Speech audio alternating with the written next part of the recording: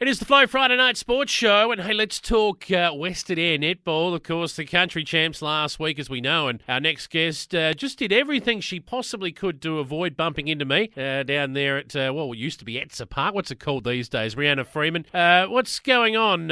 You just didn't want to talk to me, or what?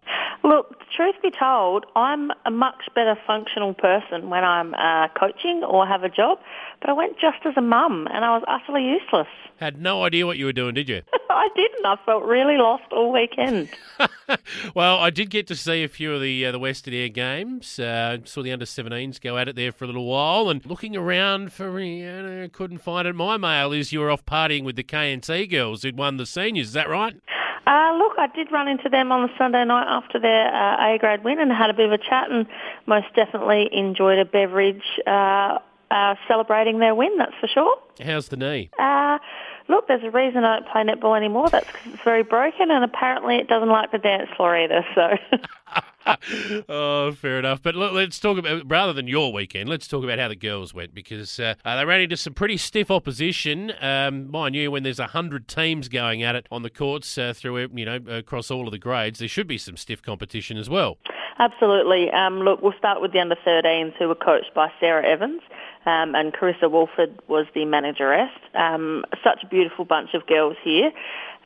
Probably a very short team, I think, I would imagine, compared to most of the other teams. So I only got to watch a couple of these games as they lined up the same time as my daughter, but I think that was definitely a deciding factor in a lot of their games, because they just didn't have the height. We've got a lot of short, fast ones, but when you're coming up against some of the other teams that have absolute giants, it makes it very hard. The girls, unfortunately, didn't come away with a win. I think their closest game was against Kangaroo Island, and that was 12-21. So they definitely have some good passages of play, but unfortunately just sort of couldn't put it all together to get the win. Okay. Now, you were following around the under-15s all weekend, I believe, and coaching under your breath. Is that about right? Look, these girls were in very good hands with Rose MacArthur, a fabulous coach, and she did a fabulous job with these girls. The under-15s, their Saturday and Sunday was the exact same program, so from a coach's point of view, that is a great opportunity to coach them into where they went wrong the day before against those matchups, so I think Rose really enjoyed that. These girls did really well. They actually ended up making the top four, so they made the finals. They had some really good wins. They ended up playing York Peninsula in their final, who actually went through to win the final for their division, and they only lost to them by 11. So they had some wins, they had some losses, but overall this group of girls, very versatile. Girls went from either end of the court and played up each end and through the middle. So very versatile, great team, and I'm looking forward to seeing how that team lines up against the EP girls at Pedlar Cup in a few weeks. What about the under-17s? Talk about stiff opposition and the two pools there. I watched a few of these games, and boy, there are some monstrous 16-year-old girls getting around, and I mean that in terms of height, in case anyone's wondering. I'm pretty sure there was a 6'6" girl in goals there at one stage for, I think it might have been KNC, and took one look at her and went, boy, goodness, they've got a lot of compost on that property. Look, people say the girls in the country are always bred tall, but that's certainly not the case for Western Eyre. We were a lot shorter the whole way down the court in every grade. These 17s, I watched a few of their games, and they played some brilliant netball. They got better as the weekend went on. I think probably the highlight for these girls is they got to play Port Lincoln on court 1. Ooh. And they played them at Lock and lost by 29. They played them in Adelaide and lost by 5. Oh, wow. That is a massive turnaround. That's 24 goals in a game that they've turned around. So that's how much improvement they've got there. And for anyone that is keen to have a look, that one was actually live streamed and still available. So that was a really good game against Port Lincoln. The girls sort of really pulled together. They were coached by Kate Richards. She did a great job.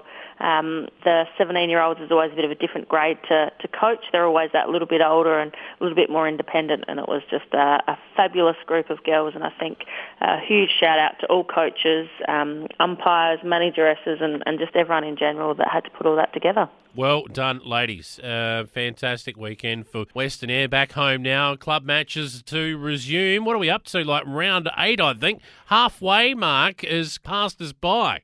Yeah, absolutely. It seems in one breath like the year's gone for a lot longer that, but then on the other hand, it seems like just yesterday that we started, so looking forward to this last round. All right, well, before we talk about the A-grade matchups for this weekend, we've got to have a look at the ladder quickly and refresh everyone's memory. So Thevenard on top, undefeated. Your crew, the Hawks, are in pursuit. You're not far away behind them on 4-1. I think the Blues and the Bombers are 2-4, and Westies are yet to break their duck. So that's where we sit heading into round 8. Absolutely. Sevi out nice and strong, playing some brilliant netball, but Blues just coming into form. They are, and, well, these two match up against each other. Many a grand final played between these two clubs over years gone by under the old Far West Netball, and, well, they'll get to renew acquaintances again at Thevenard. They certainly will. I'm actually really looking forward to hearing the results of this game. Last time they played each other, the Sevi come away with a win, but only by one. So it was 42-43. Both teams have had a little bit more time to settle down. I know that Blues, like I've spoken about Blues a lot this year because I do think that they are going to be a great side, but I think they're finally just sort of starting to pull themselves together and gel as a team. So it should be a really good game. You've got Nikki Sleep, who's a defender for Sevi. She'll match up against the likes of Taylor Collins, Holly Woods, depending on who they've got in goal. So that'll be a really good match-up. And then through the middle, Marnie Trowbridge has been playing some brilliant netball through the centre, as she always does, and Blues are also really strong through there. So I think this will be an absolute cracking game. Sevi would have to be hot favourites. They haven't lost a game and are playing some brilliant netball. Beautiful goalies in there with Rochelle and Cassie. But I almost want to tip Blues for a bit of an upset, but I might just eat my words there. All right, very good. Now, Wirrallah will be hosting Kinniba in the other grades, other than the A grade, so we won't be tipping on that one. We'll move on to your game. Western United doing the hosting at Penong. You've got a fair road trip ahead of you. Yeah, I think I have to leave at 7 o'clock Saturday morning because I've got... Boy! and live the other side of Streaky, so it will most definitely be an early start. But look, I don't mind. Westies put in they're fabulous hosts. They've got great food, great people, and normally a fantastic day on both the oval and the netball court. So I don't mind the travel up to Penong, do a bit of sightseeing and crop inspecting on the way up. But last time we played, Hawks come away with a win by 55 goals. It's got to be said that Westies, we virtually played their B grade last time we played them because of COVID and a couple of injuries. So I most definitely would not be expecting a margin like 55 this time. So I think this will be a good game. I'm obviously going to go and tip the Hawks coaching these girls. I would like to think that they will come away with a win, but you never know. There you go. Round 8 of matches in Western Eyre Netball. Good luck to you and your Hawks crew. Drive safe. Good stuff, mate. We'll catch up with you next week. No worries. Thanks for having me.